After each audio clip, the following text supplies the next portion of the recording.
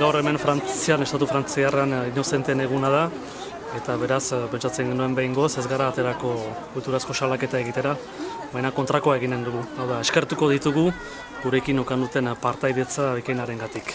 Eta horregatik sartu gira hemen egoitza honetan, haiekin batera hori festatzeko.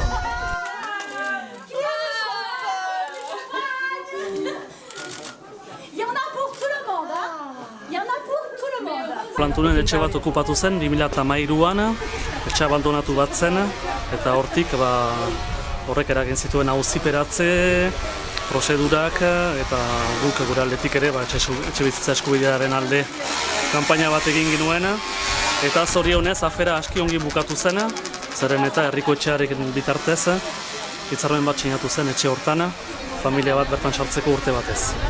Afera hortan gelditu zen, baina handik 2 urtera berriz etorri zaizkigu etxe jabeak eta isunak pagatu behar genituela medio hartu dizkigute 1.700 euro. Beraz, guretzat hori izan dalako haien partetik mendeku zozo bat, anker bat, eta nahi izan diegu hori gogorarazi molde honetaz, ez? Eska bat haien diskurtsoan sartu eta festatu zer nolako portaera duten okupatzaileekin. Guk badugu babes bat nolazbait politikoa eta sare batzuk mugitzeko eta defenditzeko, baina bakarrik etxe abandonatu batean sartzen den pertsona bati guzti hori gertatzen zaio eta bere egoera soziala ezorratzen dioteko.